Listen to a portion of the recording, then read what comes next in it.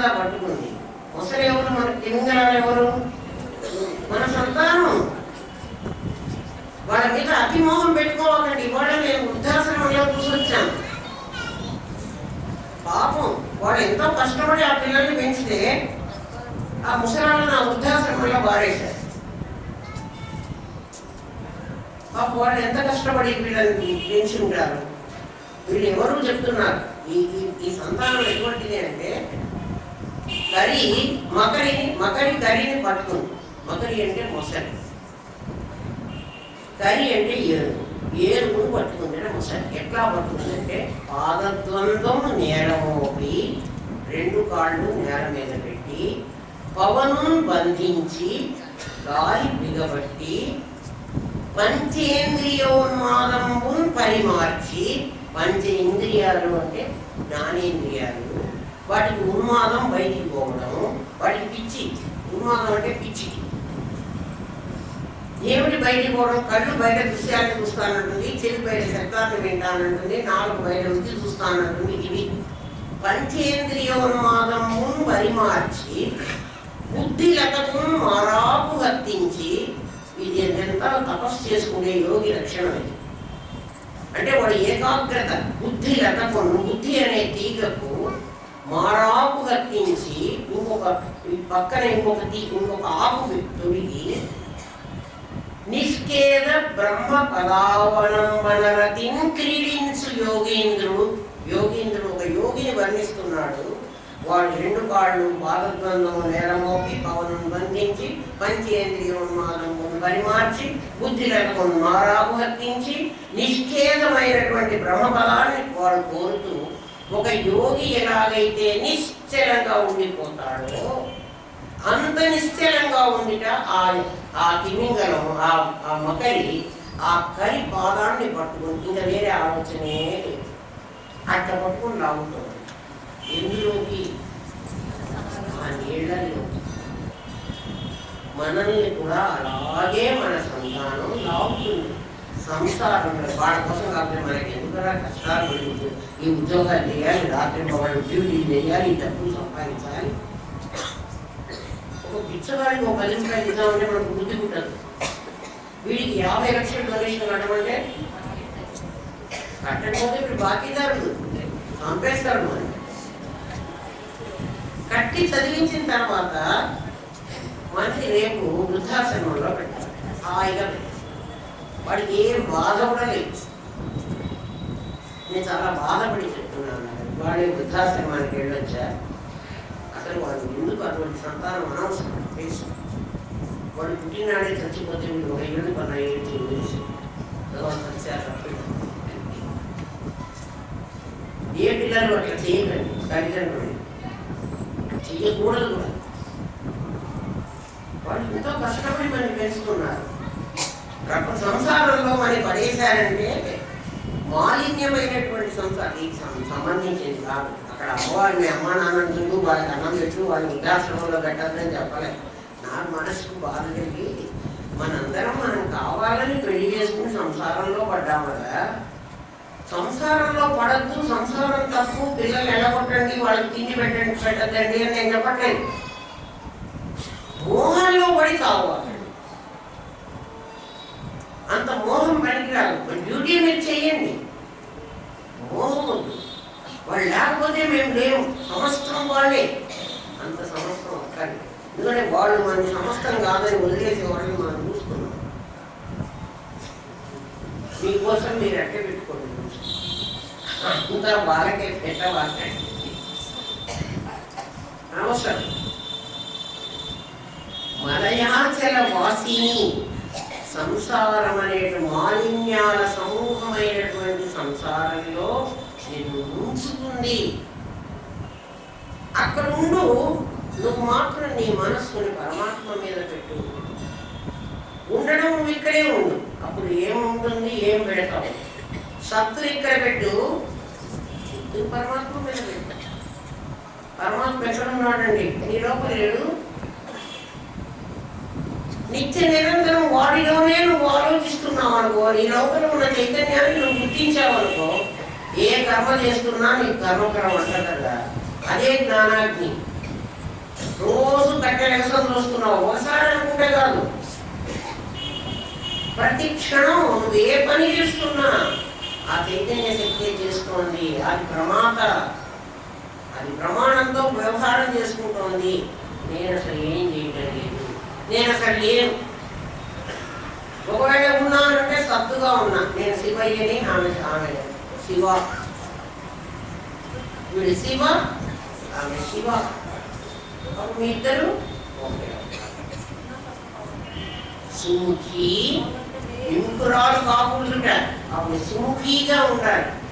ఇవన్నీ చెప్పినప్పుడు సంసారంలో నుంచి నువ్వు ఎక్కడ విముఖత్వం పొందుతావో, చాలా సంసారం బాగలేదని నువ్వు వైరాగ్యం తీసుకుని సన్యాసం పుచ్చుకుంటావేమో, అలా పుచ్చుకోవాలి. సుముఖి, విముఖివి కావాలి. నువ్వు ఏం చేయమంటావు? నువ్వు శరీరంతో సంసారంలో ఉండు. గురుదేవుడు ఎప్పుడు చెప్పేవాడు, పడవ ఎప్పుడు నీళ్ళలోనే ఉండాలి. పడవకు నీళ్లు వదిలిపెట్టొస్తే పడవకు విలువే లేదు.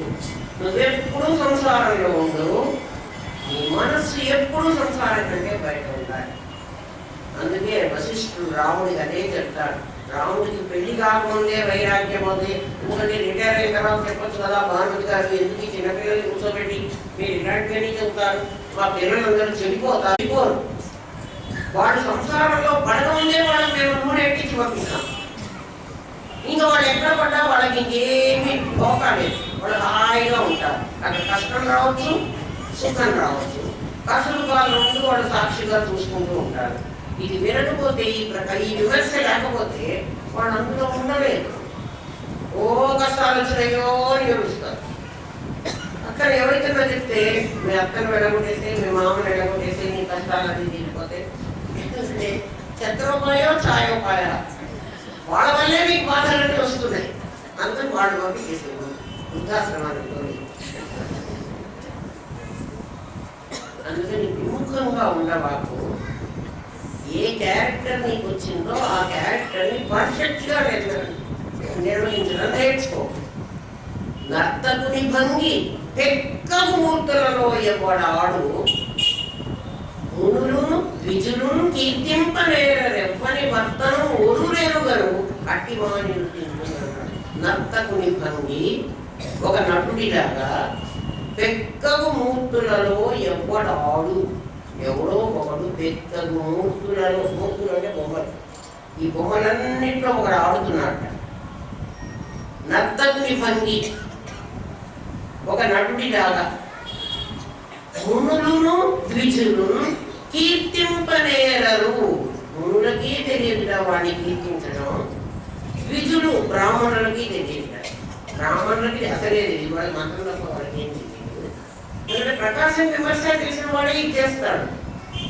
మునులను ద్విజులను, ముని అంటే మౌనంగా ఉండేవాడు, సైలెంట్గా ఉండి ఓ నమ శివాయ, ఓ నమ భగవతే వాసుదేవాయ అనుకునేవాడికి ఇది తెలియదు. ఎందుకంటే వాడికి విమర్శించడం తెలియదు కాబట్టి వాడికి ప్రకాశం రాదు. కీర్తింపనేరరు ఎవ్వని వర్తనములు ఒరులెరుగరు నీకు తెలుస్తుంది. వాడు నటక నటిస్తున్నాడన్న సంగతి ఒరులెరుగరు, ఇతరులకు తెలియదు. ఎవడికి వాడికి తెలుస్తూ నటిస్తుంది, నీకు తెలియదు, నాకు తెలియదు. అట్టివాడు నేను ఒకడు ఉన్నాడు, వాడు నర్తకుడి భంగి, వాడు నర్తకుడి లాగా నటిస్తున్నాడు. వాడిని కనుక్కోరా, వాడిని పట్టుకో, వాడి గురించి పట్టుకో. ఇది వాడు నీకు వద్దు. ఎన్ని టెక్నిక్స్ చెప్తున్నారో చూడండి. పరమాత్మ, నీలో ఉన్న పరమాత్మని కనుక్కోవడానికి, వాడిని బయటికి లాక్కు రావడానికి వాడిని పట్టుకో. నళిని నళిని అన్నారు. నళిని అంటే ఏమిటో తెలుసునా? తామరతూరు. వాడు ఎక్కడ ఉంటాడు అంటే తామరతూరులో ఉంటాడు. తామరతూరులో ఉండడం ఏమిటి? సుషుమ్నా నాడిలో ఉంటాడు. వాడిని పట్టుకో. నళిని అంటే అర్థం నాళము. నాళము అంటే హోల్, నంద్యాల నంది పెట్టాం కదా. నాళం అంటే ఏమిటంటే పక్కకు పోకుండా ఒక గమనంలోనే చమనల్లో వెళ్ళేది. అది అందులో అది నళిని. శుభ్రు, శుభ్రు, శుభ్రు శుభ్రు అంటే భృగుడి, మంచి భృగుడి. వదనస్మర మాంగళ్య గృహతోరణ చిలిక. అక్కడ అమ్మవారికి ఒక పేరు చెప్పినాం ఇంతకు ముందు. ఏమిటి అంటే మన్మధుడు వాడింటికి కట్టుకున్నటువంటి తోరణం టైప్. శుభ్రు అనే తోరణం కట్టుకున్నట్టు వాడు. అమ్మవారి భౌతిక రూపాన్ని చెప్తూ కనుబొమ్మయ్యే చెప్తారు. భృకుటి, ఇక్కడ భృకుటి అన్నాడు. ఎప్పుడు ఆ అర్థం వస్తే కానీ ఆ పదం మళ్ళీ రాదని చెప్పాను కదా, అది సహస్రనామంలో గొప్పతనం. శుభ్రు, అక్కడ వదనస్మర మాంగళ్య గృహతోరణ చిలిక అన్నాడు. ఇక్కడ శుభ్రు, శుభ్రు అంటే భృకుటి. భృకుటి స్థానంలో నిన్ననే చెప్పుకున్నాం, ఈ గడప లాంటిది పైన అయ్యగారు, అమ్మవారు ఆవిడ తింటది, కింద గణపతి. వాళ్ళిద్దరికి డివైడ్ చేసింది చూడండి. గణపతికి ఇచ్చిందేమో ఒక చెత్త పోర్షన్, ఆయనకి ఇచ్చిందేమో మంచి జ్ఞానం ఉన్న పోర్షన్ శివయ్య. వీడు కనుక అక్కడికి చేస్తే అది ఆ వాడికే ఇచ్చేస్తారు. ఎవరిక్కడికి పరిగెత్తొస్తే చూడండి, మనకి ఆటలు ఆడుకుంటాం కదా, తొక్కుడు బిళ్ళలు ఏవో అమ్రైట్ అమ్రైట్ అని ఆడతారు పిల్లలు. ఏమో ఆ ఆటలు నాకు తెలియదు, ఎప్పుడు చిన్నప్పుడు ఆడుతున్నది మరి నాకు గుర్తు రాలేదు, మీరు గుర్తు చేసుకోండి. అవన్నీ ఎట్లా ఉంటాయంటే పంట ఎప్పుడు పైన ఉంటుంది, ఆ పైకి వెళ్ళిన వాడు పడిపోతాడు, కింద ఉన్నవాడు వాడు ఇంకా ఆట ఆడాలి. వాడు ఆ కాయలు పచ్చికాయలన్నీ కింద ఉంటాయి, పండిన వాడు పైన ఉంటాడు. అది ఎట్లుంటుందో చెప్పనా, ఇక్కడ రెండు రెండు గళ్ళు వేస్తాడు, తర్వాత ఒక్క గడి వేస్తాడు, మళ్ళా రెండు గళ్ళు వేస్తాడు, మళ్ళా మూడు గళ్ళు వేస్తాడు. అంతేనా తొక్కుడు పిల్లాడేది కదా. చూడండి, రెండు గళ్ళు వేసాడు, ఒక్కటి వేసాడు, మళ్ళీ రెండు వేసాడు, మళ్ళీ మూడు వేసేసాడు.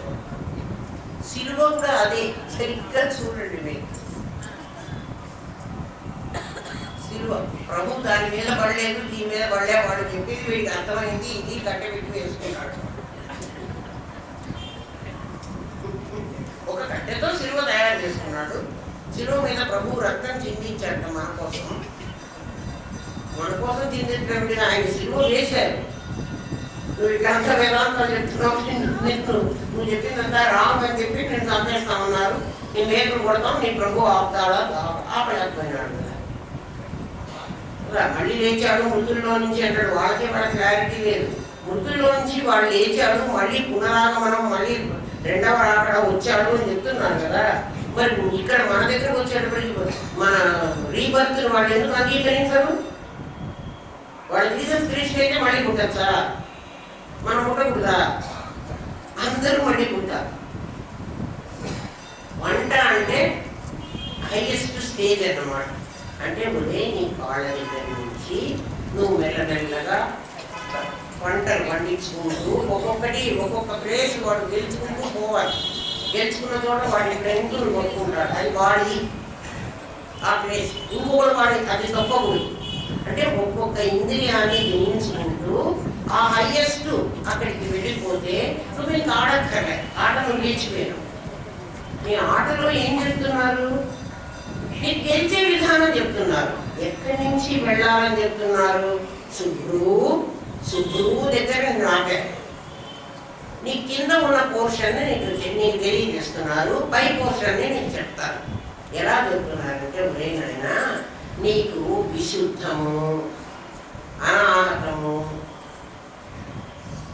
మూలాధారం నుంచి తీసుకెళ్ళను, మూలాధారం నుంచి చెప్తాను, మీకు అర్థమైంది.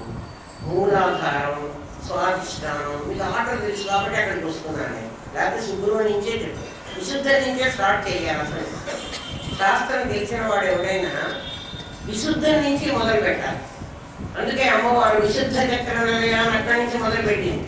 మనం మామూలుగా ఏం చేస్తామంటే షట్చక్రాలు ఉంటే ఇది 1, ఇది 2, ఇది 3, ఇది 4, ఇది 5, ఇది 6, ఇది 7, లేదా ఇది 1, ఇది 2, ఇది 3 అంటాం. అలా లేవు. శాస్త్రం ప్రకారం మన శరీరంలో ఉన్నది విశుద్ధం నుంచి స్టార్ట్ అవుతుంది. విశుద్ధం నుంచి ఆ మూలాధారం వరకు స్టార్ట్ అయ్యి ఆజ్ఞాచక్రం 6వ తలుపు. ఇక్కడి నుంచి మొదలు పెట్టాలి. కానీ మీకు తెలిసిన ఆర్డర్లో నేను మూలాధారం నుంచి చెప్తున్నా. అట్లా చెప్పకూడదు. మీకు ఇది తెలుసు కాబట్టి మీకు చెప్తున్నా. మూలాధారంలో పృథ్వీతత్వం ఉంది. పృథ్వీ నుంచి స్వాధిష్టానం ఆపస్ నీరు. మూలాధారంలో మనస్థానం, స్వాధిష్టానం మూత్రస్థానం.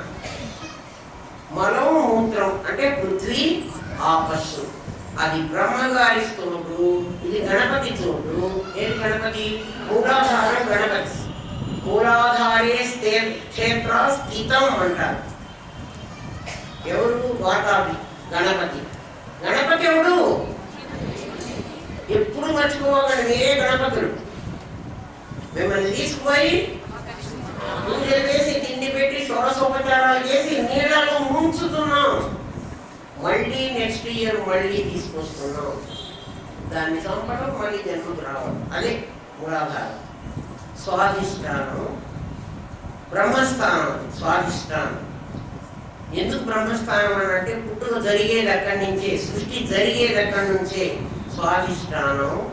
మణిపూరం తేజస్థానం. మణిపూరం నాభిస్థానం. శరీరానికి కావలసిన ఉష్ణోగ్రత అక్కడి నుంచే వస్తుంది. ఆ తర్వాత అనాహతం. మణిపూరకమే నీకు విష్ణుస్థానం. స్వాధిష్టానం బ్రహ్మస్థానం. మూలాధారం గణపతి స్థానం. గణపతి బ్రహ్మ దగ్గర నుంచి, విష్ణువు దగ్గర నుంచి. చూడండి, మణిపూరాబ్జ నిలయ కదా. మీకు బ్రహ్మ గ్రంథి విభేదిని, విష్ణు గ్రంథి విభేదిని కోఆర్డినేట్ చేసుకోవాలి. మీరు ఒక్కొక్క నాన్న ఇది కరెక్ట్ అవునా కాదా, మనం అనుకున్న అర్థం రైటా కాదా అని వెరిఫికేషన్.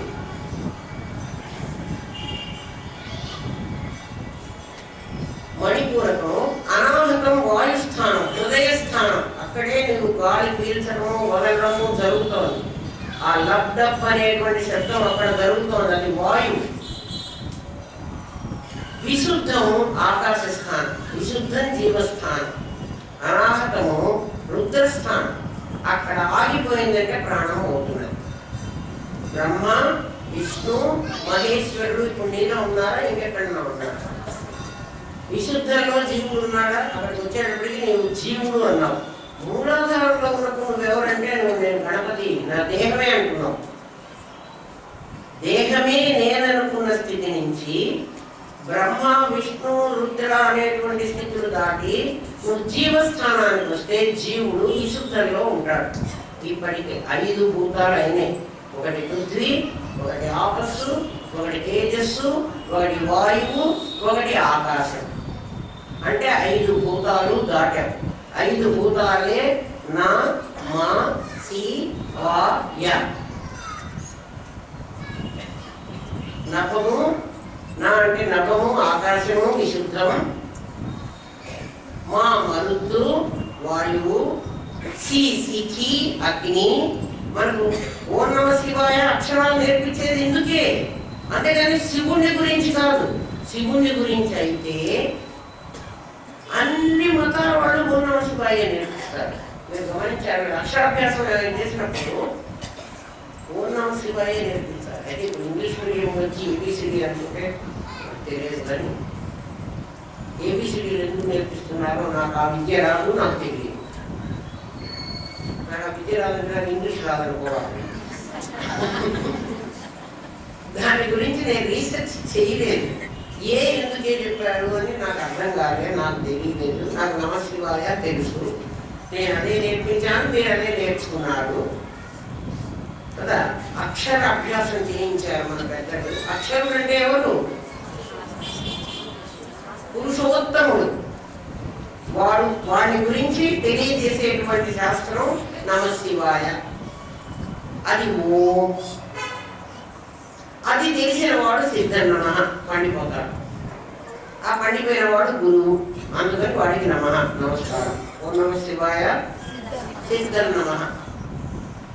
సిద్ధం అంటే సిద్ధి పొందినటువంటి వాడు.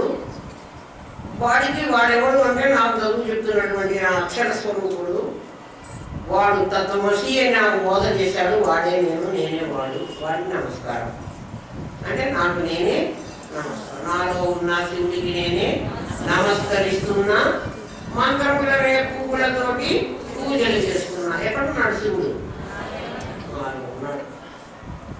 ఇట్లా శుభ్రు ఆజ్ఞాచక్రంలో హంస సహ అహం అనేటువంటి హంస సోహం, సోహం హంస, హంస సోహం అంటే అయ్యవారికి అమ్మవారికి ఏం తేడా లేదు.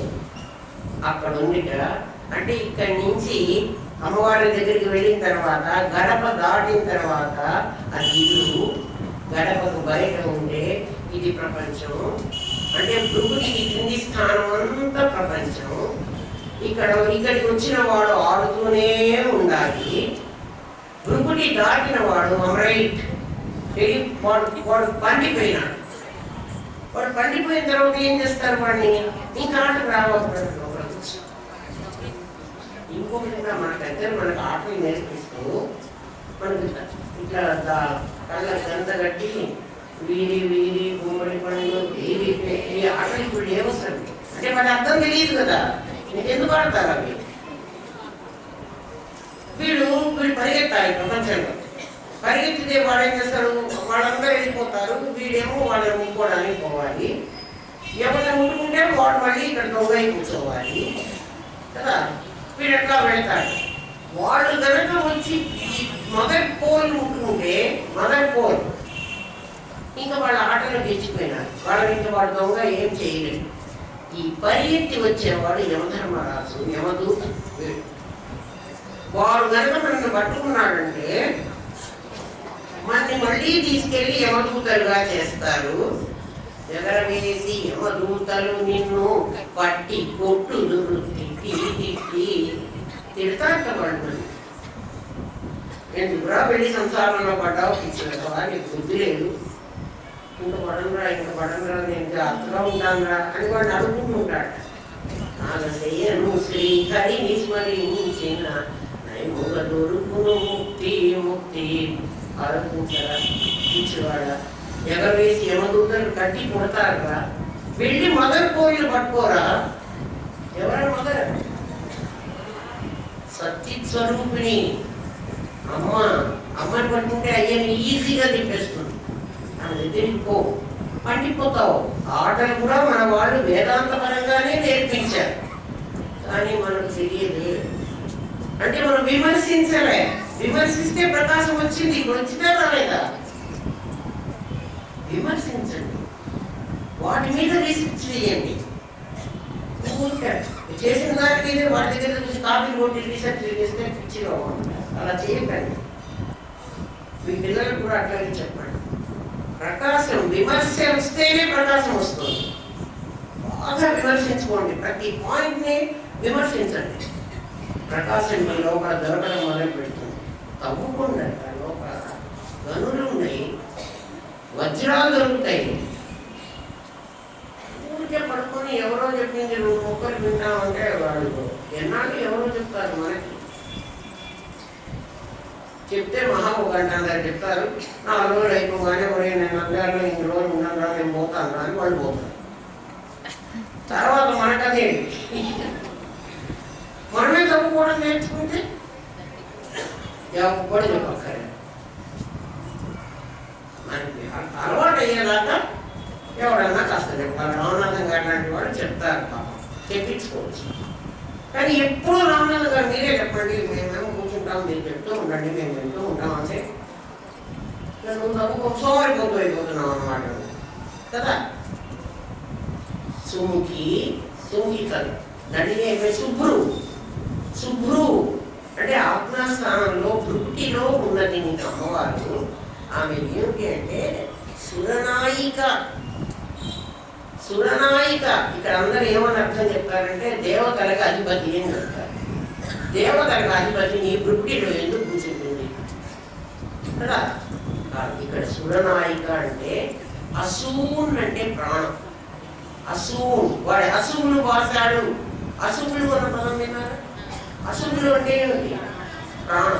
అసూన్ అంటే ప్రాణం. సంస్కృతంలో అసూన్ అంటే ప్రాణం. అసురులు అని వాళ్ళని ఎందుకన్నారంటే అసువుని ప్రాణమే శాశ్వతమని నమ్మారు వాళ్ళు. ఎవరు? అసురులు. సురలు ప్రాణం అశాశ్వతం అని నమ్మేవాడు. అందుకని అసూన్ అంటే ఇంకా మీకు అర్థమైనట్టు చెప్తారు. రాక్షసులందరూ తపస్సు చేశారు బ్రహ్మదేవుని గురించి. వాళ్ళు బ్రహ్మదేవుడు ప్రత్యక్షమైనట్ట వాళ్ళకి. ఏం వరం కావాలి నాయన అని అడిగాడట బ్రహ్మదేవుడు. కరెక్టే కదా?